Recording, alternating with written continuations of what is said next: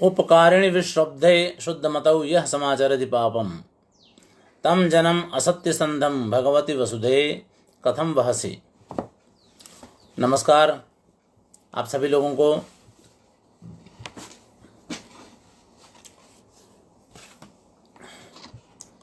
काव्य प्रकाश की चर्चा को आगे बढ़ाते हुए, खास करके अलंकार अर्थालंकार की चर्चा को आगे बढ़ाते हुए हम आज परिसंख्या अलंकार की चर्चा करेंगे। पर कल हमने थोड़ा तो कह दिया था, लेकिन इसका एक आधार है, दार्शनिक आधार है इस अलंकार का, और वह दर्शन है मीमांसा। मीमांसा दर्शन पर आधारित यह अलंकार है। तो पहले मीमांसा दर्शन में यह परिसंख्या शब्द किस तरह से आता है वो देख लें।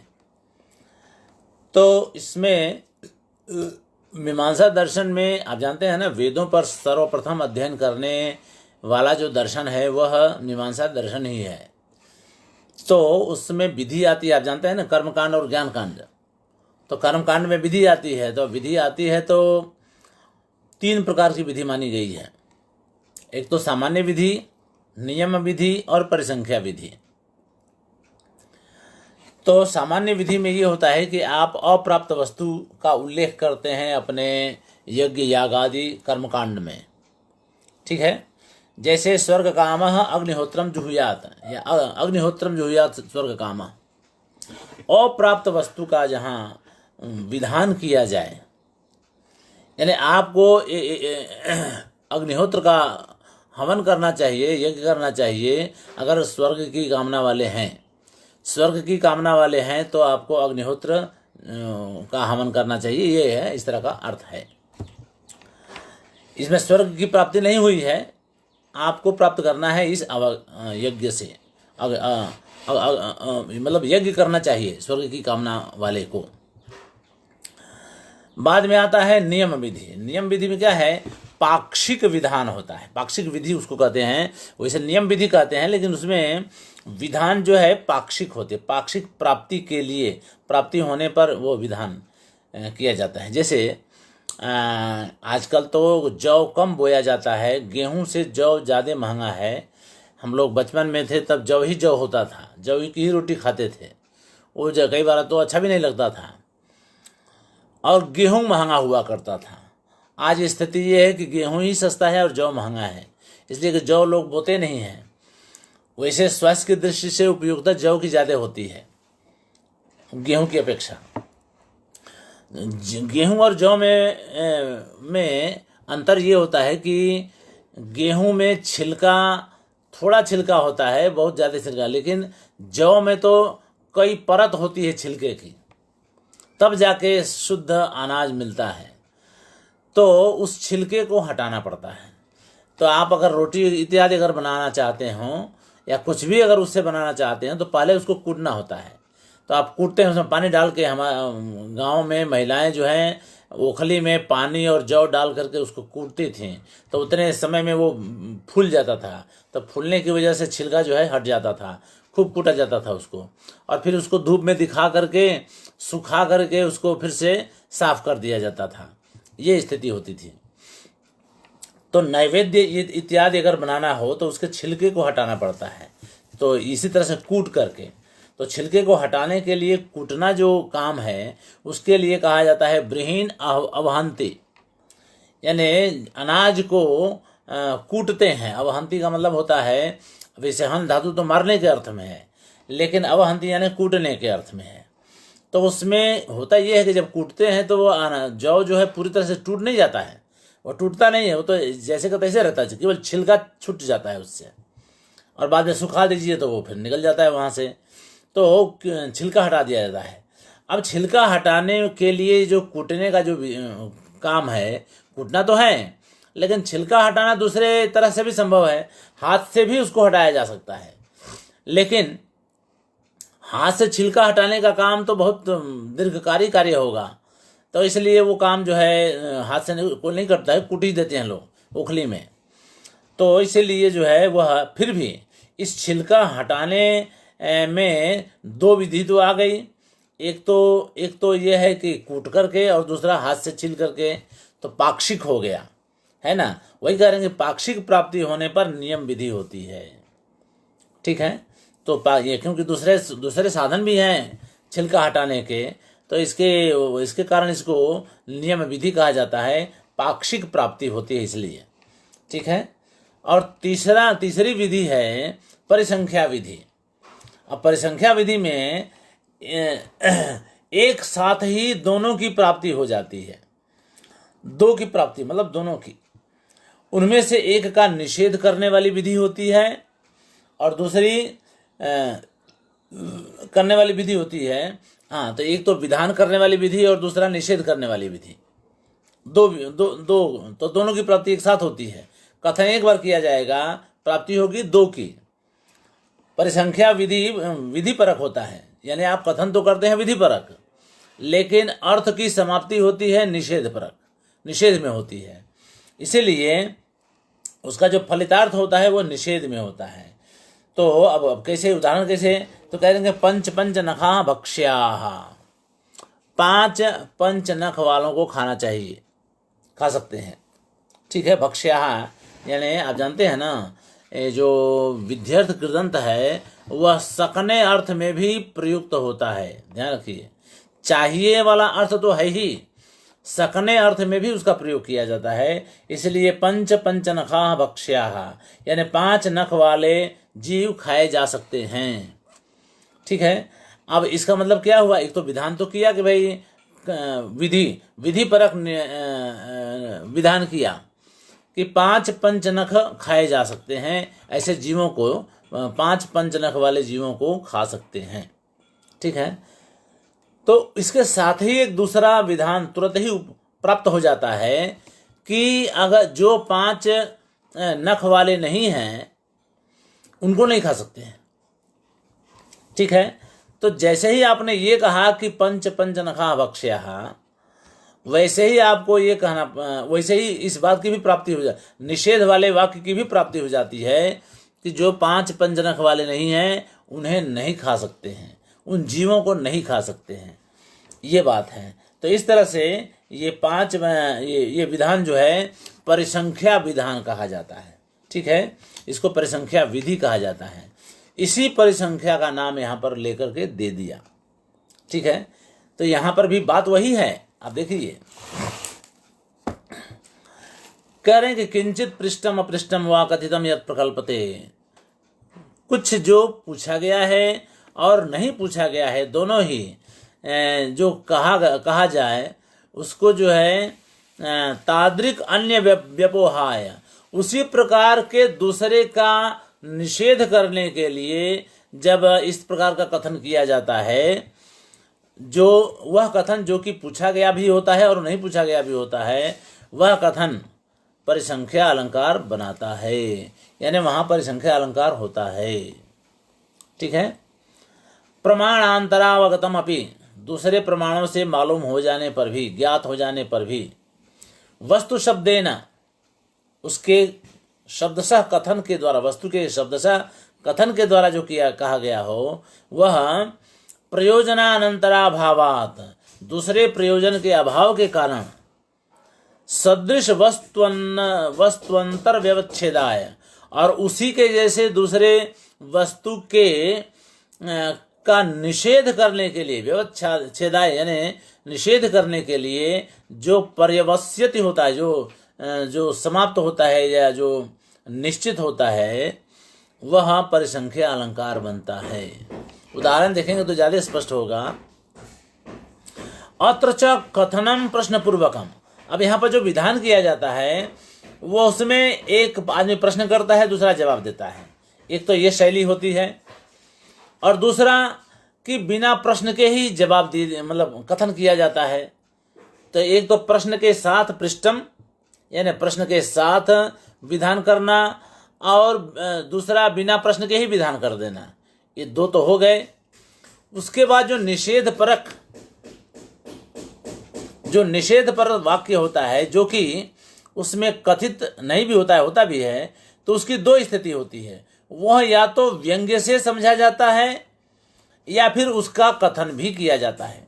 तो दो यानी व्यंग्य और वाच्य। तो पृष्ठ में भी जिसमें प्रश्न किया गया हो उसके भी दो रूप हो जाते हैं। एक में निषेध परक वाक्य व्यंग्य होता है और दूसरे में निषेध परक वाक्य वाच्य होता है, शब्दशः कथित होता है, यानी शब्द से उसका कथन किया जाता है।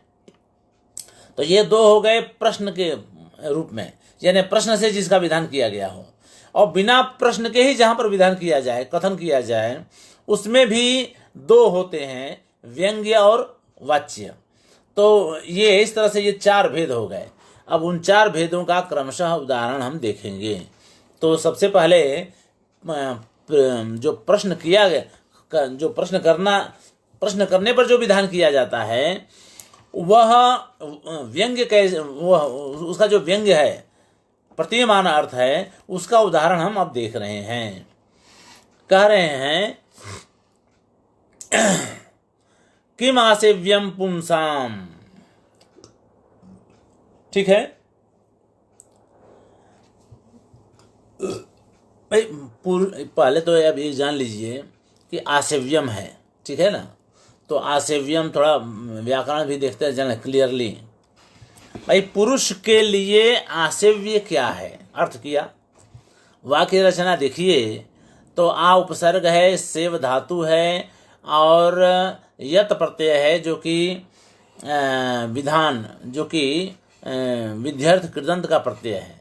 ठीक है, तो विध्यर्थ कृदंत में तो कर्ता में तृतीया लगती है। यहाँ आसेवन करने वाला पुरुष है तो यहाँ तो षष्ठी लगी है, लेकिन वहाँ षष्ठी भी लगाई जा सकती है। ध्यान रखिएगा जब इस तरह से, तो क्योंकि विध्यर्थ कृदंत अगर पूर्णी क्रिया के रूप में प्रयुक्त नहीं हुआ है, यहाँ तो पूर्णी क्रिया भी है लेकिन वस्तुपरक है, इसलिए वो षष्ठी विभक्ति का प्रयोग किया जा सकता है। ऐसे में पुरुष के लिए आसेवनीय क्या चीज है, प्रश्न किया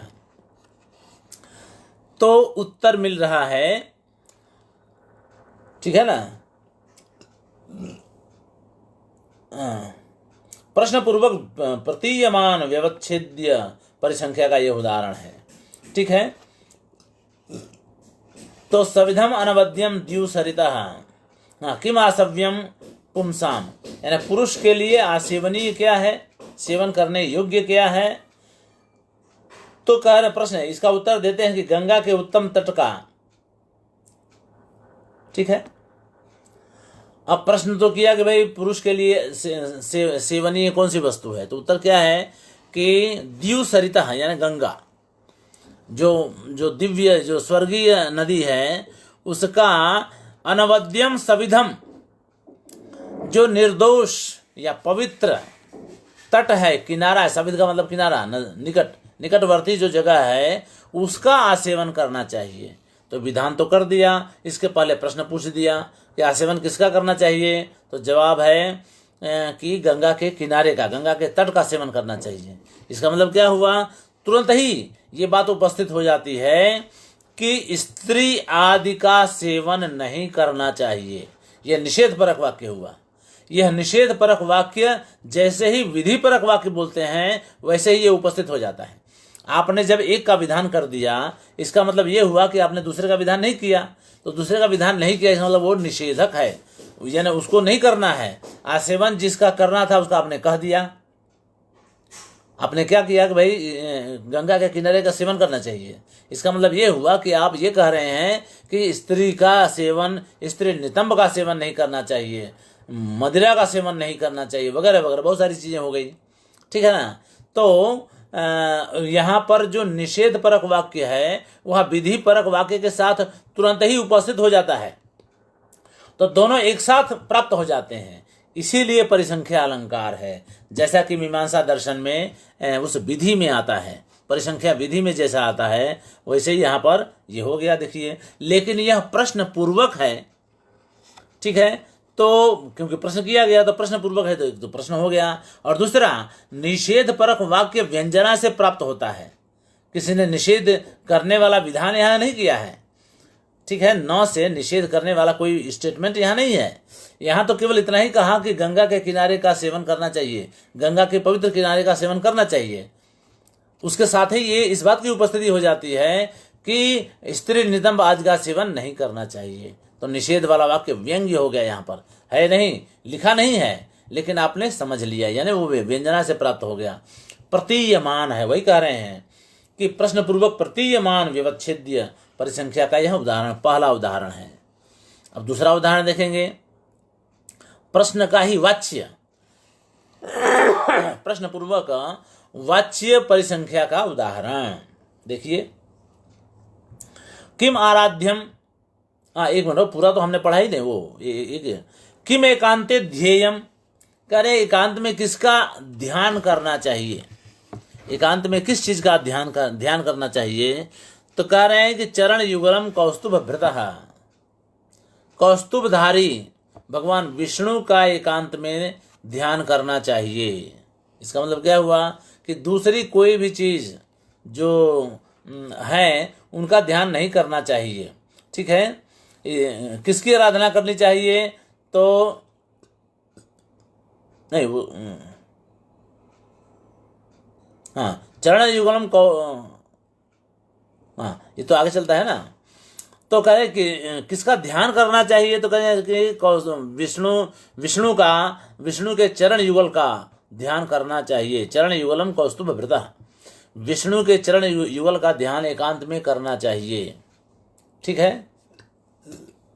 तो कह रहे हैं कि इसका मतलब क्या हुआ कि किसी अन्य देव या स्त्री का ध्यान नहीं करना चाहिए, किसी दूसरे देवता का नहीं, विष्णु का ही ध्यान कीजिए, या स्त्री का भी ध्यान मत कीजिए। ठीक है, ये निषेध परक वाक्य वहां उपस्थित हो जाता है, लेकिन वह व्यंग्य है। फिर आगे कहते हैं किम आराध्यम, आराधना किसकी करनी चाहिए, तो कह रहे हैं पुण्य का, पुण्यम। ठीक है, पुण्य की आराधना करनी चाहिए। इसका मतलब क्या हुआ कि पाप की आराधना नहीं करनी चाहिए, ये भी हो गया साथ में। किम अभिलषणीयम, आकांक्षा किसकी करनी चाहिए, किसकी आकांक्षा अभिलाषा करनी चाहिए, तो कह रहे हैं करुणा। ठीक है, करुणा की आकांक्षा करनी चाहिए। अन्य हिंसादि कार्यों की आकांक्षा नहीं करनी चाहिए, करुणा की आकांक्षा करनी चाहिए। यद आसक्त्या चेतो निरवधि विमुक्ति प्रभवती, जिन द्युसरिता यत, यानी जिनके आसक्ति से चित्त जो है असीम जो चित्त होता है वह मोक्ष के लिए समर्थ बनता है। विमुक्ति प्रभवती, भाई आप इन सब चीजों का जैसे आसेवन करें, गंगा के किनारे का ध्यान करें, विष्णु के चरण युगल का, पुण्य की आराधना करें, करुणा की अभिलाषा करें, तब जाकर के आप जो है आपका चित्त जो है समर्थ बनता है मोक्ष पाने के लिए। यदासक्त्या, यानी जिसकी आसक्ति से असीम निरवधि चेतः, जो चित्त है विमुक्ति प्रभवती, मोक्ष के लिए समर्थ बनता है। ठीक है, तो इस तरह से यहाँ पर प्रश्न पूर्वक प्रतीयमान परिसंख्या अलंकार बना, पहला भेद। ठीक है, अब आगे प्रश्न पूर्वक वाच्य परिसंख्या अलंकार व्यंग्य हो गया। अब वाच्य का मतलब क्या हुआ कि इसमें जिसका निषेध करना है उसका भी उल्लेख करेंगे। वहां तो क्या है कि निषेध परक वाक्य को व्यंजना से प्राप्त किया गया, यहाँ पर निषेध परक वाक्य को वाच्य से यानी शब्द से कहा जाएगा। वह उदाहरण देखिए। प्रश्न किया किम भूषणम सुदृढ़ अत्र, कह रहे कि यहाँ पर सुदृढ़ यानी स्थायी रहने वाला भूषण क्या है, प्रश्न किया। तो उत्तर दे रहे हैं यशः, यश जो है सुदृढ़ भूषण है। न रत्नम, रत्न नहीं। अब देखिए, अब न रत्नम कह दिया तो वाच्य हो गया, नहीं कहते तो हम ऊपर से ले आते तो उसको व्यंग्य कहा जाता है। लेकिन यहाँ पर तो इन्होंने उल्लेख ही कर दिया न रत्नम, यानी रत्न जो है सुदृढ़ भूषण नहीं है, यश जो है सुदृढ़ भूषण है। ठीक है, फिर आगे प्रश्न करते हैं किम कार्यम, ठीक है, क्या करना चाहिए, कार्य कौन सा करना चाहिए। तो कह रहे हैं कि आर्य चरितम सुकृतम, सज्जनों द्वारा किया गया पुण्यशाली कार्य करना चाहिए। न दोषः, ठीक है, दोष का आचरण नहीं करना चाहिए, दोषपूर्ण कार्य नहीं करना चाहिए। न दोषः, निषेध किया तो निषेध वाले वाक्य को भी उन्होंने कह दिया, तो कह दिया तो वाच्य हो गया, नहीं कहे होते तो व्यंग्य होता, ठीक है ना। तो यहाँ पर न दोषः करके निषेध परक वाक्य को उन्होंने कह दिया, इसलिए वाच्य हो गया। तो यहाँ परिसंख्या अलंकार इस तरह से बनता है। किम चक्षु अप्रतिहतम, भाई जो बिना किसी बाधा के कोई भी चीज देख सके, ऐसी कौन सी आंख है, प्रश्न हुआ। जवाब दे रहे हैं धीषणा यानी बुद्धि। बुद्धि जो है अप्रतिहत चक्षु होती है। न नेत्रम, नेत्र नहीं, भाई नेत्र की तो एक सीमा है, ज्यादा से ज्यादा आप कितना, मैं समझता हूं क्लियरली अगर देखना हो तो 200 मीटर तक देख पाएंगे, ठीक है, ज्यादा से ज्यादा। बाकी उसके बाद तो आप देखेंगे तो कोई जा रहा है ऐसे कुछ करेंगे, पहचान नहीं पाएंगे। और भी दूर जाइए ज़्यादा से ज़्यादा 5-6 किलोमीटर तक देख पाएंगे आप, इसके बाद आप देख नहीं पाएंगे।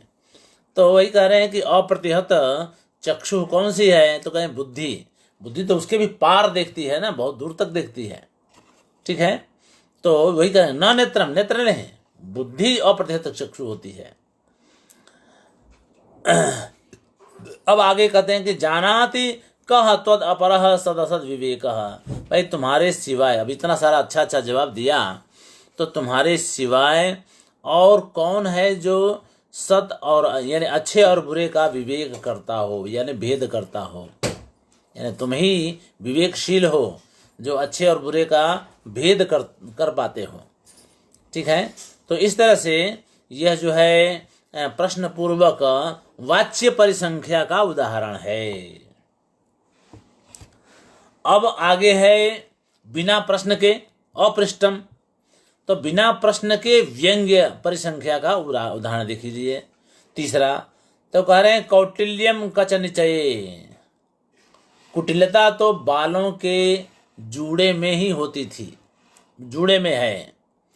कर चरणाधर दलेषु रागः ते, तुम्हारे हाथ चरण यानी हाथ चरण और होठ के दल में ही राग है यानी लालिमा है, ठीक है। काठिन्यम कुछ युगले, कुछ युगल में ही काठिन्य है, कठिनता है। तरलत्वम नयनयोर वसति, और तरलता जो है चंचलता तुम्हारी आंखों में बसता है। तो ये तो सीधा सीधा हमने कह दिया। दूसरा परिसंख्या के कारण दूसरा अर्थ जो निषेध परक है वो कैसे आएगा, तो व्यंजना से आता है। अब देखिए कौटिल्यम कच निचये, यानी कुटिलता तो बालों के जुड़ निचय यानी जुड़ों में ही होती थी। इसका मतलब क्या हुआ कि लोगों के मन में कुटिलता नहीं थी। ऐसा नहीं कि छल छद्म करें, ठीक है, छल छद्म तुम्हारे मन में नहीं है, ठीक है ना। वसती तुम्हारे आंखों में जो है तुम्हारे बालों में कुटिलता है, मन में कुटिलता नहीं है, कोई कपट भाव नहीं है। ये राग तुम्हारे चरण में, हाथ में और होठ में है, राग है, हृदय में नहीं है। अब देखिए तो राग का के दो अर्थ हो जाते हैं। हृदय में राग नहीं है का मतलब प्रेम नहीं है, और हाथ में, पैर में और होठ में अगर लाली है तो वो तो लाल रंग हुआ, तो राग वहाँ पर राग का अर्थ दूसरा हो जाता है। भले अलग अलग अर्थ है, फिर भी राग शब्द से ही कथित है, इसलिए उसको परिसंख्या अलंकार में ले जाते हैं, ठीक है। कह रहे हैं कि हाँ, फिर काठिन्यम, फिर आगे है ना काठिन्यम कुछ युगल है, कठिनता कुछ युगल में है, स्तन में है, यानी हृदय कठिन नहीं, हृदय कोमल है। हृदय में कठिनता नहीं है, हृदय कोमल है। और तुम्हारी आंखों में चंचलता है, मन चंचल नहीं है, ठीक है। तो ये सारे जो निषेध वाला वाक्य है वो सब व्यंग्य से प्राप्त होता है, इसलिए वह प्रतीयमान अपृष्ट या अप्रश्न प्रतीयमान परिसंख्या का यह उदाहरण है। ठीक है, इसका इस तरह का वर्णन तो बाणभट्ट ने बहुत किया है। ठीक है, यही जो है, ये जो है ना तीसरे प्रकार की जो परिसंख्या का अलंकार है, वह परिसंख्या अलंकार ही बाणभट्ट ने ज़्यादा प्रयुक्त किया है। कुबले माला इत्यादि में भी ज़्यादा वही आया है। अब वाच्य का उदाहरण देखिए, यानी बिना प्रश्न के जहाँ विधि परक कथन करने के बाद निषेध परक वाक्य जहाँ वाच्य होता है, यानी शब्द से कथित होता है, शब्द का उल्लेख करके कहा निषेध किया जाता है, उसका उदाहरण देखिए। तो कह रहे हैं भक्तिर भवे न विभवे। भक्ति तो भव में यानी शंकर में, विभव में नहीं यानी संपत्ति में नहीं। व्यसनम शास्त्रे, व्यसन यानी आसक्ति, नशा शास्त्र में, न युवती कामास्त्रे। ठीक है, यानी युवती रूप काम के अस्त्र में व्यसन नहीं, शास्त्र में व्यसन रखिए, यानी युवती रूप काम के अस्त्र में नहीं। युवती तो काम का अस्त्र होती है, उसमें नहीं, निषेध किया। चिंता यशसी, चिंता करनी हो तो यश में कीजिए, है ना, यश के लिए कीजिए, न वपुषी, शरीर पर नहीं, शरीर तो आएगा जाएगा। प्रायः परिदृश्यते महताम, ये सारी चीजें महान लोगों की देखी जाती हैं। महान लोगों के की भक्ति भव में होती है, विभव में नहीं होती है। महान लोगों का व्यसन, नशा शास्त्र में होती है, युवती रूप काम के अस्त्र में नहीं। उनकी चिंता यश के लिए होती है, शरीर पर वो चिंता नहीं करते हैं, शरीर की चिंता नहीं करते हैं। इस तरह की सारी चीज़ें महान लोगों की देखी जाती हैं। तो अब यहाँ पर देखिए वाच्य से, क्योंकि निषेध परक वाक्य का उल्लेख किया गया है इसलिए वाच्य हो गया, तो इस तरह से यहाँ पर परिसंख्या अलंकार बनता है। ठीक है, अब आगे चलें। यथोत्तरम चेत पूर्वस्य अर्थस्य हेतुता तदा कारणमाला स्यात्। कह रहे हैं कि जब उत्तरवर्ती कथन पूर्ववर्ती का कारण हो, मतलब कार्य हो। यथोत्तरम चेत पूर्वस्य अर्थस्य हेतुता, यानी पहले जो कथन किया गया उसके बाद जो कथन किया गया है वह पहले वाले का कारण बनता है। अब जो उसके बाद जो आया वो पहले वाले का कथन, पहले वाले का कारण बनता है। इस तरह से कारणों की माला चल पड़ती है, यानी पहले जो है कार्य बताएंगे, कार्य के बाद उसके कारण का कथन करेंगे। अब जो कार्य बना, वो जो कारण बना, वही कारण जो है उसके बाद वाले का कार्य बन जाता है और उसके बाद वाला कारण बन जाता है। इस तरह से एक पूरी श्रृंखला चलती है, तो उसको हम कहते हैं कारण माला। आप एक श्लोक तो बहुत अच्छी तरह से जानते हैं, विद्या ददात विनयम विनयाद याति पात्रताम पात्रत्वात् धनम आपनोति धनात् धर्मः तथा सुखम। ये कारण माला का ही उदाहरण है, बढ़िया उदाहरण है ये।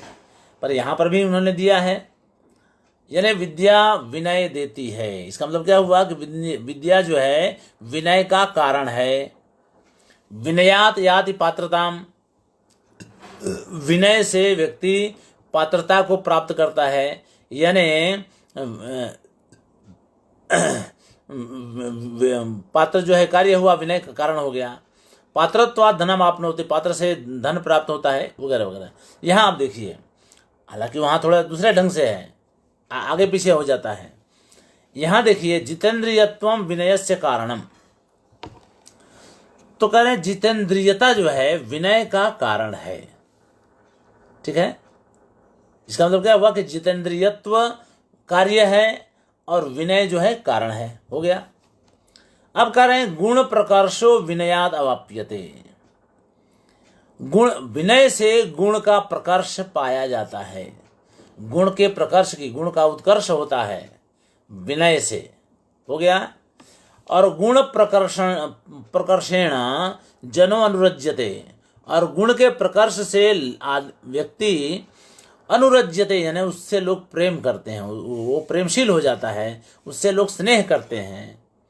और जनानुराग प्रभवा ही संपदा, और लोगों के अनुराग के कारण ही लोग उससे प्रेम करते हैं, तो उस प्रेम के कारण ही संपत्ति प्राप्त होती है, फिर धन की कमी नहीं होती, वो आदमी कभी गरीब नहीं रहता है। तो इस तरह से कारण आप देख लीजिए, बहुत सारे कारण बताए गए। विद्याधनाद में भी कारणों की माला है, यहाँ पर भी कारणों की माला है। ठीक है, तो इस तरह से जो है कारण माला अलंकार यहाँ बना। ठीक है, अब यहाँ पर भामह आदि आचार्यों ने एक हेतु नाम का अलंकार माना है। मम्मटाचार्य ने हेतु अलंकार नहीं माना है, मम्मट ने हेतु अलंकार माना है। अब उसका थोड़ा यहाँ स्पष्टीकरण कर रहे हैं, कह रहे हैं कि हेतु मतासा हेतु अभिधानम अभेदता हेतु, कि जो हेतुमान होता है, हेतुमान का मतलब जो कार्य होता है, हेतुमान में कारण वाला जो होता है, कारण वाला कौन है? कार्य। जो कार्य है उसके साथ हेतु अभिधानम, जो कारण का अभिधान है, अभेदता अभेद से, वहां पर हेतु होता है। कारण तो हो गया भाई, जो कार्य के साथ कारण का भी अभेद कथन किया जाए। जैसे घड़ा है, तो घड़ा है तो वो तो मिट्टी से बनता है, मिट्टी कारण है, उपादान कारण, और घड़ा जो है कार्य है।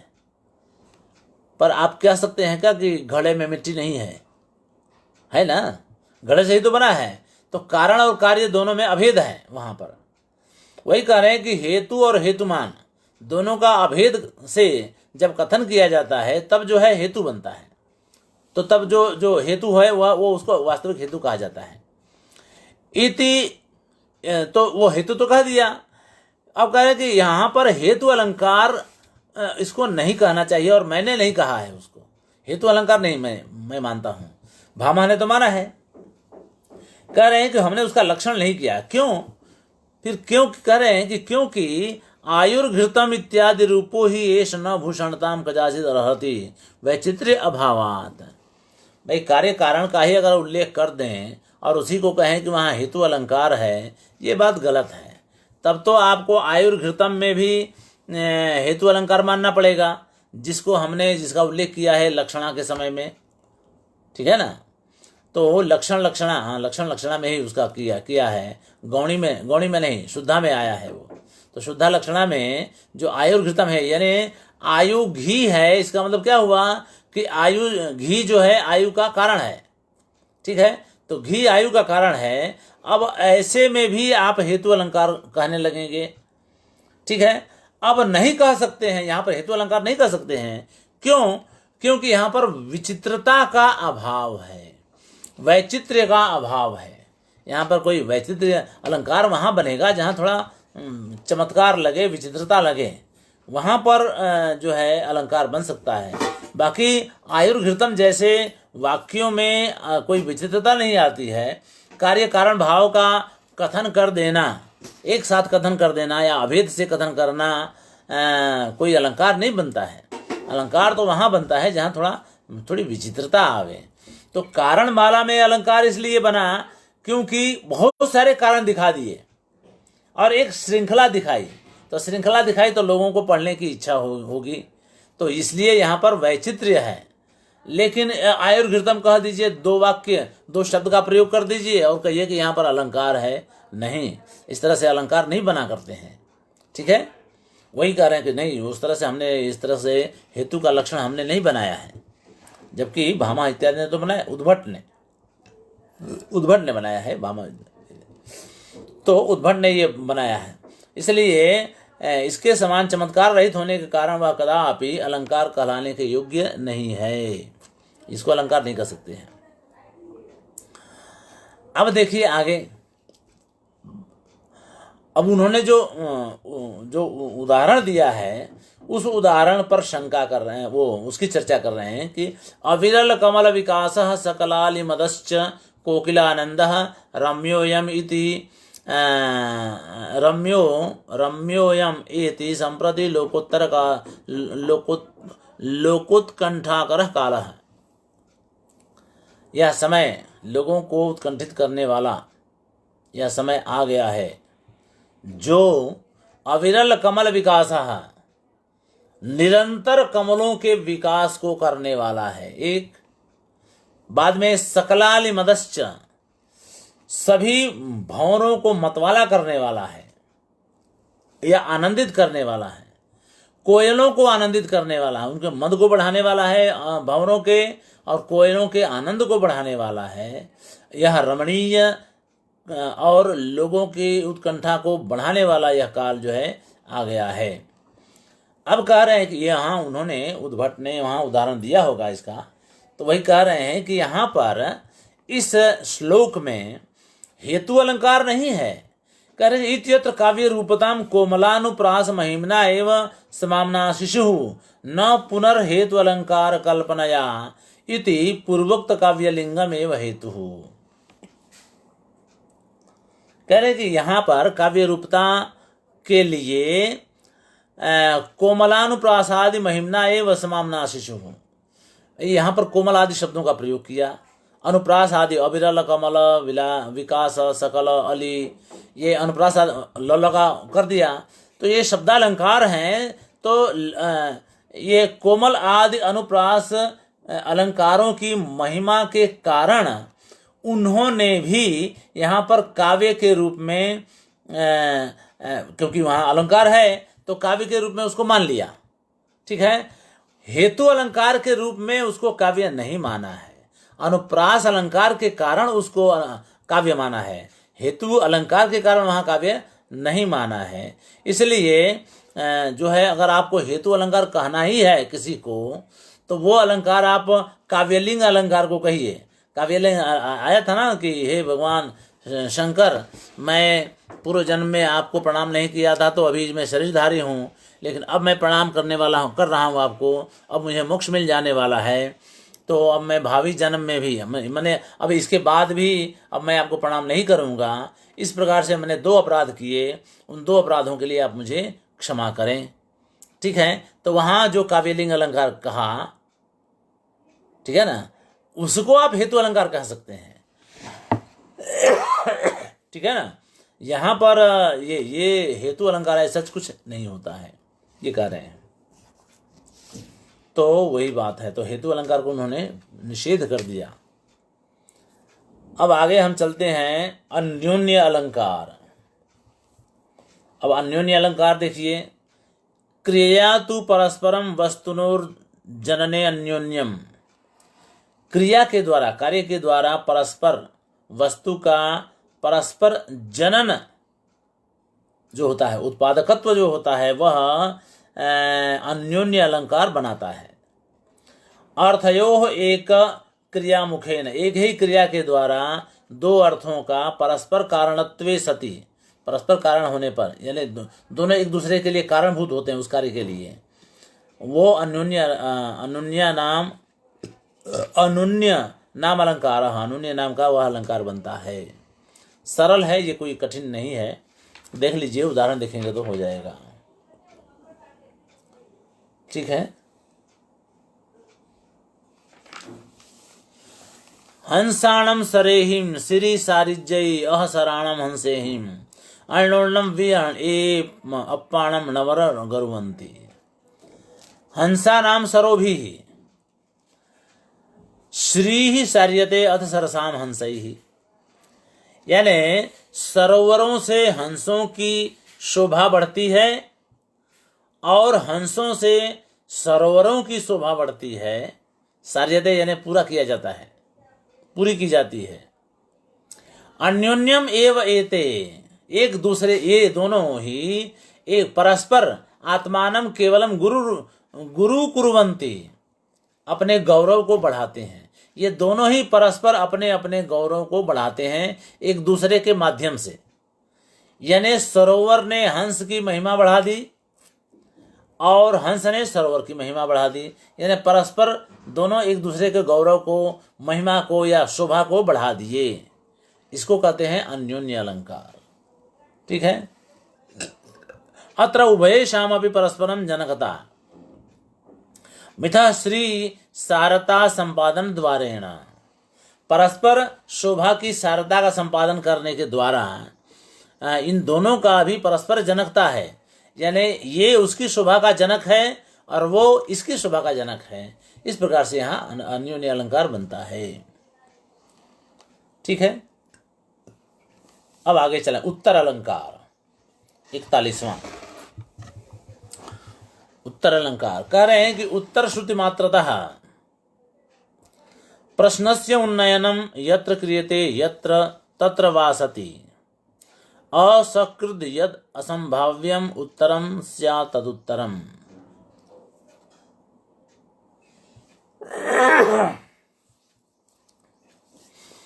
कह रहे हैं कि उत्तर के श्रवण मात्र से, उत्तर श्रुति मात्रतः, उत्तर के श्रवण मात्र से ही प्रश्न का जहां उन्नयन किया जाए, कल्पना कर ली जाए, मान लिया जाए। आप कोई कथन करेंगे, वह मान लीजिए कि उत्तर हो, तो उत्तर के आधार पर यह सोच लें कि प्रश्न क्या रहा होगा। तो प्रश्न का उन्नयन किया आपने, वो होने पर असकृत यद असंभव्यम उत्तरम स्यात् तदुत्तरम, वह एक बार नहीं होना चाहिए, फिर असकृत होना चाहिए, बार बार होना चाहिए।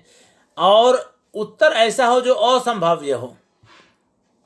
ठीक है, असंभाव्य हो तो उस तरह का असंभाव्य उत्तर जहां पर दिया जाए वहां उत्तर अलंकार बनता है। ठीक है, यानी वैसे उत्तर की आप कल्पना ही न किए हों, उस तरह का उत्तर दिया गया हो, लेकिन उस उत्तर के आधार पर आपने प्रश्न को की कल्पना कर ली, प्रश्न को मान लिया, तो वहां पर उत्तर अलंकार बनता है। लेकिन यह एक बार नहीं, कई बार होना चाहिए। एक तो असकृत यद असंभाव्यम उत्तरम, ठीक है,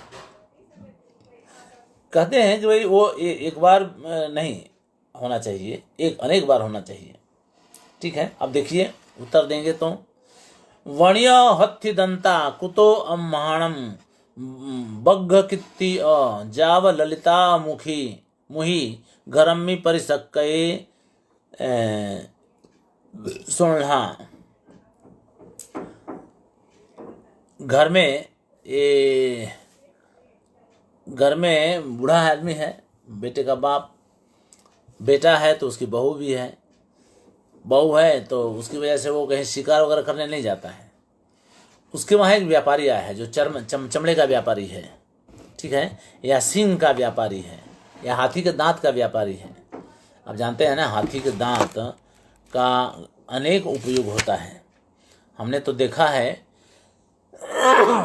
हाथी के दांत को लोग खाते हैं पौरुष बढ़ाने के लिए। अब हाथी के दांत को खाते हैं तो क्या मतलब है खाने का? अब ऐसे चबा कर तो खाएंगे नहीं, जैसे गाजर मूली खाते हैं। वो तो इतना कड़ा होता है, इतना कड़ा होता है कि कच्चा तो खा ही नहीं सकते। कच्चा मतलब कि लाए और नहीं, उसको भस्मसात किया, उसको जलाया जाता है खूब। तो अगर आप कच्चा ही पाउडर बना के भाई तोड़ेंगे ना, सिंग है वो तो दांत है, तो दांत को तो चूरा चूरा किया जा सकता है। तो चूरा बना करके आप पी भी जाएं, खा भी लें अगर उस पाउडर को, तो जिस तरह से और जितनी मात्रा में खाए होंगे वह पाउडर उतनी मात्रा में उसी तरह से निकल जाएगा आपके पेट से। वो बिल्कुल नहीं पचेगा, ये जान लीजिए, वो बिल्कुल पचता ही नहीं है। उसकी खासियत है ये, पचेगा ही नहीं। हम तो कुछ भी खाते हैं तो पचता है, कुछ तो पचेगा ना, कुछ तो असर पड़ेगा भाई। 98 डिग्री अंदर जो तापमान है वो तो पचाएगा ना उसको। तो हाथी के दांत को वो नहीं पचा सकता है, बिल्कुल नहीं पचा सकता है। तो दूसरा क्या उपाय है? तो लोग जो है उसको जला देते हैं, और जलाने के बाद उसकी राख को खाते हैं। तो राख को भी खाते हैं तो वह राख भी जलने के जल गया तो राख भी को भी 20% ही हमारा शरीर पचा पाता है, बाकी 80% तो निकाल ही दिया जाता है, निकल जाता है, ये जान लीजिए। तो ऐसे हाथी के दांतों का व्यापार होता है। तो ये केवल चीज़ें अच्छी, उनके दांतों पर अच्छी चीज़ें चित्रकारी करने के लिए नहीं होता है, हमारे शरीर के लिए भी बड़ा उपयोगी है वो, कहना ये है। तो 20% ही पच पाता है, बाकी 80% निकल जाता है, वो भी राख। ध्यान रखिएगा, राख भी हम नहीं पचा पाते हैं हाथी के दांत का। तो यह हाथी के दांत का एक व्यापारी इसके वहाँ आ गया, और बाघ के चमड़े का व्यापारी भी आ गया, वही है, वही सब कुछ व्यापार करता है। उसी से वो बूढ़ा कह रहा है कि हे व्यापारी, हमारे घर में हाथी के दांत कैसे होंगे, कहाँ से होंगे, और बाघ की खाल भी कैसे होगी, नहीं होगी। जब तक, यावत यानी जब तक लुलित अलक मुखी, झूलने वाले सुंदर, अलक यानी बाल वाली, और मुख वाली, जिसके मुख पर झूलता हुआ बाल है, ऐसी वह स्नुषा मेरी बहू जब तक घर में घूमती रहेगी, तब तक हमारे घर में हाथी के दांत और बाघ की खाल कहाँ से होगी, अर्थात नहीं होगी, नहीं होगी। तो कह रहे हैं हस्ति दंत व्याघ्र कृत्ति नाम अहम अर्थी। अब यहाँ पर प्रश्न की कल्पना कर रहे हैं कि जो बनिया है वो कहा होगा कि भाई मुझे हाथी के दांत चाहिए और बाघ की खाल चाहिए, मैं मूल्य देकर के, पैसा देकर के मुझे लेना है, तो आप दीजिए हमको। इस तरह का प्रश्न उसने किया होगा, तो इसके जवाब में उसने यह लिखा है, उसका जवाब इस रूप में दिया है उसने। वही कह रहे हैं कि हस्ति दंत व्याघ्र कृत्ति नाम अहम अर्थी ता मूल्येन प्रयच्छ इति क्रेतुर्वचनम। खरीदने वाले के वचन को अमुना वाक्य न समुन्नीयते, इस वाक्य के द्वारा जो है मान लिया जाता है कि इस तरह से उसने प्रश्न किया होगा। ठीक है, तो ये जो है, अब देखिए, तो यह है उत्तर अलंकार। तो उत्तर तो दे दिया, प्रश्न आप समझ लीजिए। तो ये जो प्रश्न है इस तरह का प्रश्न बनता है। ठीक है, तो उत्तर के आधार पर आपने प्रश्न मान लिया। अब उसका थोड़ा दूसरे काव्यलिंग आदि की शंका होती है, तो सबका निराकरण कर रहे हैं।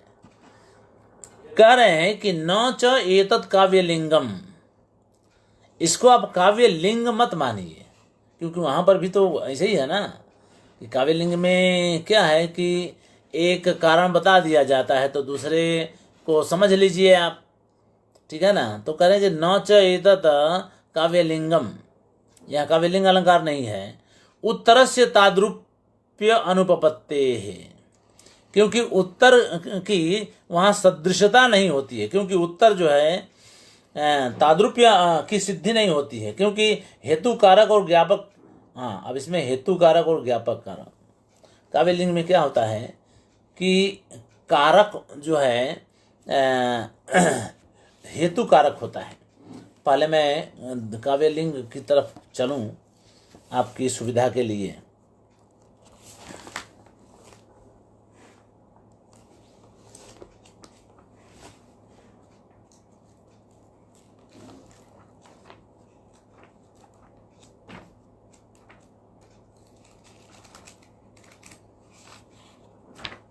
कहाँ गया, एक सेकंड जरा क्षमा करेंगे, समय है अभी।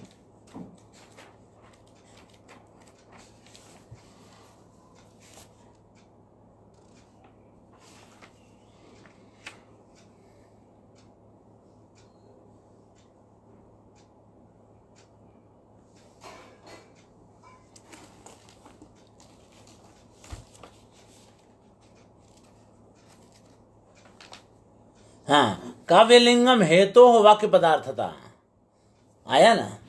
यानी काव्यलिंग वहाँ होता है जहाँ हेतु की वाक्य पदार्थता होती है।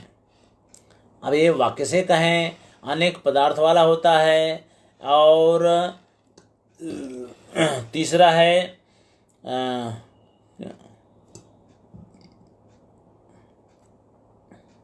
हाँ, एक पदार्थता, अनेक पदार्थता, यानी वाक्यार्थता, अनेक पदार्थता और एक पदार्थता, इसमें होता है। अब देखिए भाई, मेरा शरीर पहले था, उस समय मैंने आपको प्रणाम नहीं किया, इसलिए अभी मैं प्रणाम कर रहा हूँ। तो पहले जन्म में प्रणाम नहीं किया था, जिसके कारण इस समय मैं शरीरधारी हूँ, मेरा जन्म हुआ। तो एक तो वो अपराध हो गया मेरा, और आगामी अब इसके बाद भी अभी मैं प्रणाम कर रहा हूँ आपको, आपकी वंदना कर रहा हूँ, आपकी पूजा आराधना कर रहा हूँ, तो मुझे मोक्ष मिल जाने वाला है, इसलिए अब मैं इसके बाद आपको प्रणाम नहीं करूँगा। इस प्रकार भूत और भावी दो अपराधों के कारण आप मुझे क्षमा करें हे भगवान शंकर। ठीक है ना। तो काव्यलिंग तो कारण तो बता दिया उन्होंने। कह रहे हैं कि यहाँ पर कारण, अब इसमें क्या हुआ कि इसमें कारण दो तरह का होता है। एक तो कारक होता है, कारक हेतु होता है, और दूसरा ज्ञापक हेतु होता है। तो काव्य लिंग अलंकार के लिए कारक हेतु होना जरूरी है, आवश्यक है। ठीक है। अब इसमें उन्होंने जो जवाब उत्तर दिया है, उत्तर अलंकार में जो उत्तर वो दे रहा है वह कारक हेतु नहीं है। ठीक है। तो कारक हेतु नहीं है, इसलिए यहाँ पर काव्यलिंग अलंकार नहीं हो। इसमें काव्यलिंग का विषय केवल कारक हेतु होता है, ज्ञापक हेतु उनका विषय नहीं होता है। परंतु यहाँ उत्तर प्रश्न का कारक हेतु नहीं है, अतः यह काव्यलिंग अलंकार नहीं हो सकता है। उत्तर से ताद्रुप्य अनुपपत्ति है, उत्तर के तद्रूप की अनुपपत्ति होने, कारक हेतु नहीं है। देखिए, तद्रूप का मतलब होता है कि कारक हेतु होता है तो तद्रूपता होगी, इसलिए उसकी सिद्धि यहाँ नहीं हो रही है, अनुपपत्ति हो रही है, इसलिए यहाँ पर काव्यलिंग अलंकार नहीं हो सकता है। इतनी सी बात है। न ही प्रश्नस्य प्रतिवचनम जनको हेतु। ठीक है। प्रश्न का प्रतिवचन जो है जनक हेतु नहीं है, उत्पादक कारण नहीं है, कारक हेतु नहीं है। ठीक है। कारक हेतु नहीं है, इसलिए न अपि इदम अनुमान, यहां पर अनुमान भी नहीं कर सकते हैं, अनुमान अलंकार भी आप नहीं कह सकते हैं। क्यों? तो कह रहे हैं कि एक धर्मी निष्ठतया साध्य साधनयोर अनिर्देशाद इति अलंकारांतरम एवं उत्तरम साधीयः। यहाँ अलंकार, अनुमान अलंकार भी नहीं कह सकते हैं। अब अनुमान अलंकार के लिए हमने क्या कहा कि यत्र यत्र धूमा तत्र तत्र वाहने। ठीक है। तो पहाड़ पर धुआं भी है और पहाड़ पर अग्नि भी है, तभी आप अनुमान करेंगे, यानी एक धर्मी हो गया वो। ठीक है। यहां पर तो बात कुछ किसी और की है। प्रश्न तो है बनिए में और उत्तर है उस बूढ़े में जो घर में है, बता जो दे रहा है। तो प्रश्न और उत्तर ये दोनों अनुमान अलंकार के वाचक नहीं हो सकते हैं, क्योंकि प्रश्न अलग है और उत्तर कहीं और है। प्रश्न बनिए में है, बनिए ने प्रश्न किया, उत्तर दे रहा है वो बूढ़ा घर का जो जवाब देना है। तो दोनों अलग अलग हैं, अनेक धर्मिष्ठ हैं, एक धर्मिष्ठ नहीं है, इसलिए यहाँ पर अनुमान अलंकार भी नहीं हो सकता है। अनुमान अलंकार के लिए आवश्यक है एक धर्मिष्ठता। ठीक है। एक धर्मिष्ठता होना आवश्यक है, इसीलिए यहाँ पर उत्तर अलंकार को ही मानना पड़ेगा, ये कह रहे हैं। इति अनिर्देशात साध्य साधनयो अनिर्देशात, यानी एक धर्मी में एक धर्मी निष्ठता के आधार पर साध्य और साधन का निर्देश नहीं होने के कारण, ठीक है, अनिर्देशात निर्देश नहीं होने के कारण यह अलंकारांतरम एवं उत्तरम, यह दूसरा ही उत्तर नाम का अलंकार मानना पड़ेगा। ये वही अनुमान अलंकार नहीं हो सकता है। ठीक है। आपने इसके बूढ़े का जवाब सुन करके बनिए ने क्या प्रश्न किया होगा उसका अनुमान किया, तो अनुमान थोड़े अलंकार हुआ। अनुमान के लिए आवश्यक है कि प्रश्न और उत्तर एक ही में होते तब माना जाता, लेकिन ऐसा तो है नहीं। जिसने प्रश्न किया है वह उत्तर नहीं दे रहा है, उत्तर तो कोई और दे रहा है, इसीलिए यहाँ पर उत्तर अलंकार बना। इतनी सी बात है, जान लीजिए। अनुमान अलंकार होता तो उसमें जैसे जहाँ पर धुआं है पर्वत पर, वहीं पर अग्नि है यानी पर्वत पर ही पक्ष में है, तो इसलिए वहाँ पर जो है एक धर्मिष्ठता है। इस उत्तर अलंकार में एक धर्मिष्ठता नहीं है, क्योंकि प्रश्न है बणिये में और उत्तर है बूढ़े में। इतनी सी बात है। अब आगे प्रश्नात अनंतरम लोकातिक्रांत गोचरतया यद असंभाव्य रूपम प्रतिवचनम स्यात् तद अपरम उत्तरम, उत्तर का यह दूसरा भेद दे दिया। कह रहे हैं कि प्रश्न के बाद, ठीक है, लोकांतिक्रांत गोचरतया यानी लोकोत्तर रूप में अगर कोई चीज दिखाई पड़ती हो, ठीक है, अब उसमें तो क्या है कि प्रश्न नहीं किया है, उत्तर से ही आपने प्रश्न को मान लिया। यहां पर कह रहे हैं कि प्रश्न के बाद, ठीक है,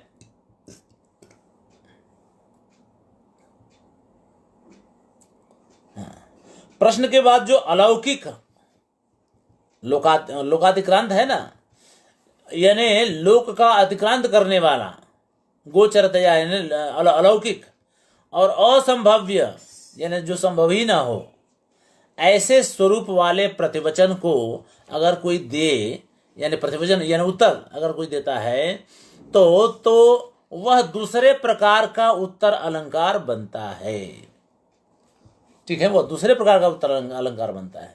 फिर से पहले तो प्रश्न किया जाए, वहां पहले वाले में प्रश्न नहीं था, अब कह रहे हैं कि नहीं, पहले प्रश्न कीजिए, उसके बाद जो उत्तर होगा वह अलौकिक होगा और असंभाव्य होगा, जो सामान्य तौर पर इस लोक में घटित न होता हो, ऐसा कोई उत्तर अगर देता है तो उस उत्तर को दूसरे प्रकार का उत्तर अलंकार आप माने, कहें। अनयोः सकृत उपादाने न चारुता प्रतीति ही इति असकृत इति उक्तम। हाँ, इसमें एक शर्त उन्होंने लगा दी कि केवल एक बार आपने प्रश्न कर दिया और एक बार उत्तर दे दिया और तब उत्तर अलंकार हो गया, नहीं, अनेक बार प्रश्न कीजिए और अनेक बार क्या कहते हैं, अनेक बार जो है उत्तर भी दीजिए, तब जा करके वहां थोड़ी विचित्रता, चारुता की प्रतीति होगी, है ना। एक प्रश्न किया और एक जवाब दे दिया, नहीं चलेगा, है ना। अब देखिए कैसे, का विषमा, विषम क्या चीज है, प्रश्न किया, विषम क्या चीज है, तो कह रहे हैं दैव गति, भाग्य की गति, दैव यानी भाग्य, भाग्य की गति विषम होती है। दुर्ज्ञेय, विषम का मतलब होता है जिसको आप जान ही ना सकें। भाग्यम पुरुषस्य स्त्रिया चरित्रम भाग्य से पुरुषम दैवो न जाना आता है ना, तो दैव कह रहे हैं भाई दुर्ज्ञेय क्या है, तो कह रहे हैं कि दैव भाग्य की गति जो है दुर्ज्ञेय होती है, उसको जाना नहीं जा सकता है, किसका भाग्य कब खिल जाए कौन जानता है। एक किम लब्धम, भाई क्या प्राप्त करने योग्य है। अब देखिए योग्य अर्थ में जो है कर्मणीभूत के दंड का प्रयोग किया कि लब्धम यानी प्राप्त करने योग्य क्या है, तो होना चाहिए लब्धव्यम, ठीक है, क्या प्राप्त करने योग्य है तो लब्धव्यम होना चाहिए, तो लब्धम किया, यानी वो जो योग्य अर्थ में कर्मणीभूत के दंड का प्रयोग होता है। प्राप्त करने योग्य क्या है, तो कह रहे हैं कि जम जनो गुणग्राही, जो गुणग्राही जन हैं वे उन्हें आप प्राप्त कीजिए, उनके साथ रहिए, उनका सानिध्य लीजिए, ये है। फिर किम सौख्यम, कह रहे सुख क्या है, सौख्य क्या है, तो कह रहे सुकलत्तम, अच्छी पत्नी हो वही सुख है। खटपटिया पत्नी हो, झगड़ा करे बार बार, वो हो वह तरह तरह के उसके दुर्गुण हो, उसमें सब कुछ आ गया, तो फिर घर में सुख नहीं होता है। तो वही सुख क्या है, तो सुकलत्रम, अच्छी पत्नी सुख है, ठीक है, उत्तम भार्या सुख है। किम दुखम, फिर दुख क्या है, तो कह रहे जो जम खलो लो, यानी दुष्ट आदमी दुख है। कहते हैं कि कह रहीम कैसे निभे बेर केर को संग, वे डोलत रस आपने उनके फाटत अंग। रहीम, अब्दुल रहीम खान खाना थे अकबर के नवरत्नों में, उन्होंने कहा कि रहीमदास जी कहते हैं कि उन दोनों का संग कैसे निभ सकता है। कौन कौन, बेर यानी बैर का जो पेड़ होता है ना वो, और केला, दोनों का संग संग होना संभव ही नहीं है, उनका साथ निभ नहीं सकता है। क्यों, क्योंकि बैर जो है अपनी मस्ती में झूलेगा जब हवा चलेगी, ठीक है ना, बैर में कांटे होते हैं, तो केला जो उसके पास में ही रहता है उसके सारे अंग फट जाएंगे, सारे पत्ते फट जाएंगे उसके, तो इसलिए उनके फाटत अंग, उनके फाट, तो इस तरह से ये जो है। तो अब देखिए यहाँ प्रश्न करने के बाद असंभाव्य उत्तर दिया गया, अलौकिक और असंभाव्य उत्तर दिया गया, इसलिए यहाँ पर भी उत्तर अलंकार बनता है। ध्यान रखिए कि प्रश्न करने के बाद जो उत्तर होगा वह लौकिक उत्तर नहीं हो सकता, ठीक है। कहाँ विषय, क्या दुर्ज्ञेय क्या है, तो आप कहें कि भाई हमारे लिए दुर्ज्ञेय वस्तु है धन, धन को हम जान ही नहीं सकते कैसे प्राप्त करेंगे, इस तरह का लौकिक जवाब ठीक नहीं है। अलौकिक उत्तर दीजिए, तब उत्तर अलंकार बनेगा। तो इस तरह से आज यहीं पर हम लोग रुकेंगे। अभी कल